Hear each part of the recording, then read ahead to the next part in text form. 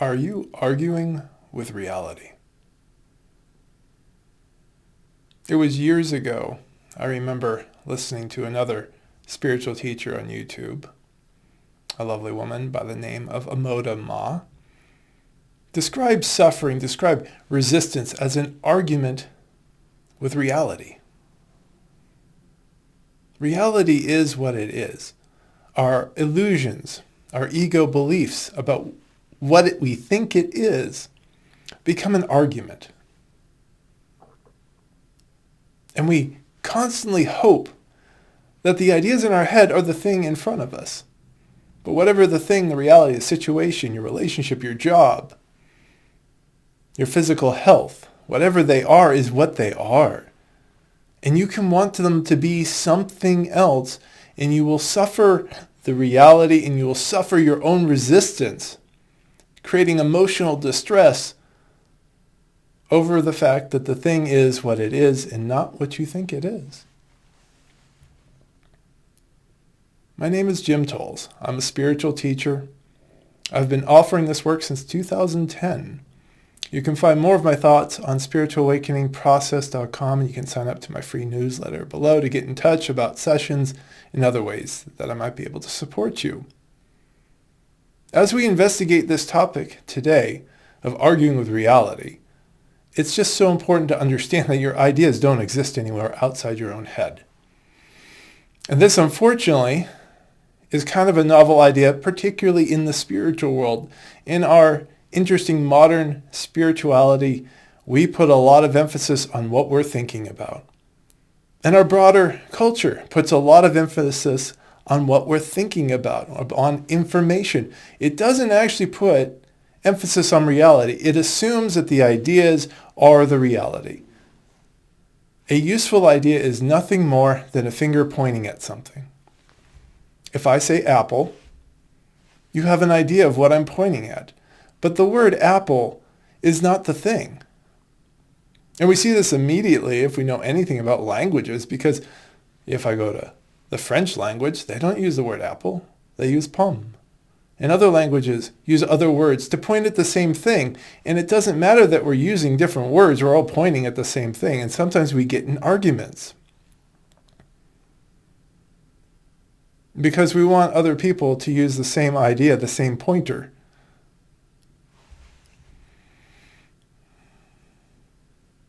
The apple remains the apple, regardless of what we call it. And the same goes for ourselves. And where we are often in arguments with ourselves is just about the nature of our childhood. I've watched so many people try and defend an idea of their childhood and avoid all the other internal experiences, the behavior patterns that came out of it, and say, no, I had a good childhood. It's like, well, clearly not, because you can't speak your voice. You can't open your heart. You're constantly working. You're drowning yourself in alcohol or drugs. You're lost in sex. Or the list of things. You're media addicted. That's now a huge, huge problem that's very normalized.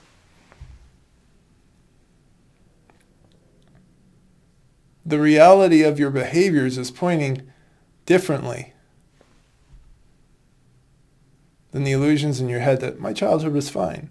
The alcohol isn't a problem. The vaping isn't a problem. The nicotine isn't a problem. It's like, get rid of them and pretty quickly stuff starts coming up. And then we want to push that back down because that's the reality emerging that was being numbed. It was needing a distraction. And in these strange times that we live in, we can use spiritual tools to continue our argument with reality. I've seen people that know that they have to do something, but they'd rather meditate. That's right, they're corrupting meditation to argue with the reality that they need to do something. And it's just easier to try and check out than to go do the hard thing that you need to do, the career change, the weight loss, the having the hard conversation with your sister, whatever it is. Meditation can be used as a way to escape. And now we have all these plant medicines too. And that can be used as a performative thing. See, look, I'm doing something, but I'm still actually resisting the reality inside. I want to look like I'm doing something, feel like I'm doing something, but I don't actually want to deal with the internal reality. And the suffering continues. And then the ego comes up with more ego illusion, says, well, I guess got to go do my 5th, my 9th, my 12th plant medicine thing. And yet the suffering continues. And then the ego comes along and is like, oh, I'm progressing, where we start to make up progress. And yet all the while, the internal resistance, the old behavior patterns are firmly rooted inside. And when we give up our desire for illusion and more of our own crap, we have a hard conversation with ourselves. We look in the mirror and say, this is the reality I am. We stop arguing. We surrender to what is. It's not a word game. People feel this. And I know, and then they know. And it's not even that hard. It's not hard to give up our illusions. It's hard to keep them. It takes so much energy to maintain them. That's why drugs, alcohol, media addiction, work addictions, all the addictions, sugar addiction. Sugar can be in simple carbs, by the way. People eat plenty of like the processed foods that are basically sugars after you've chewed them. You can research into that if you want. But that's just one of many, many ways we can use all kinds of things to try and numb and distract and bury the reality we feel inside, to bury the suffering that's going on all the time because we just won't look at it.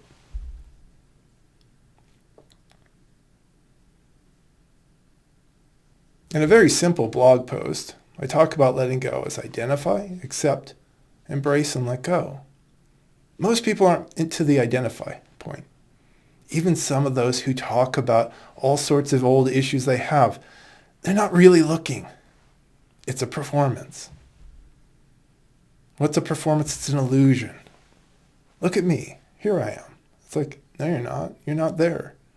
You're in a different place. And sometimes people like myself, being able to burrow in and figure out where somebody actually is can be helpful, but nobody's omniscient on this path. We're all human beings. If you want to hide, you will continue to hide. If you want to create illusions, you'll continue to create illusions, and you'll continue to create suffering as you argue with the reality.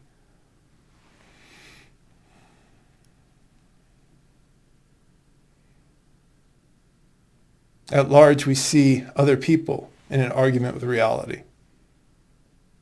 Arguing about how, oh, I can eat a hamburger, but I shouldn't have heart disease. And it's like the lifestyle has given you the disease.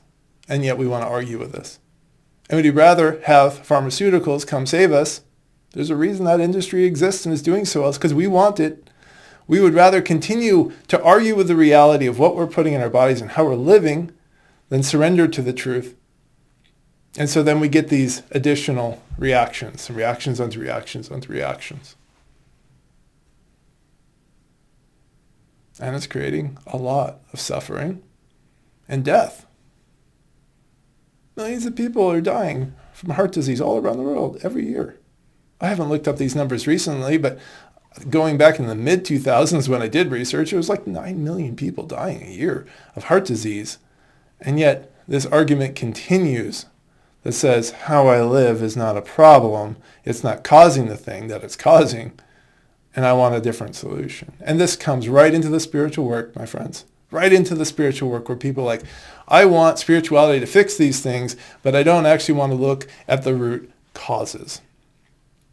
I want a magical idea. I want you to fix my energy. It's like, it's not energy. It's body sensations and emotions that are crying out to you. They're crying out to you for you to name them and to go listen to them and to understand them and understand yourself. Let go of magical ideas of energy fixing you. Let go of all that. Be curious. Go listen to what's actually happening. Give it a voice. Give it a name.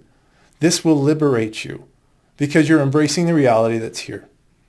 The magical thinking must stop. I'm teaching you how to be spiritually free. That means giving up illusions. That means giving up this futile argument with reality.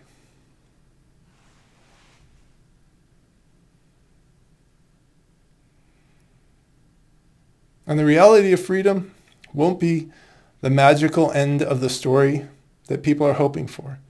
But it is a profoundly empowering place, because when you can see a reality, you can engage with it and you can thrive. Give up your argument with reality. Give up resisting reality. Surrender.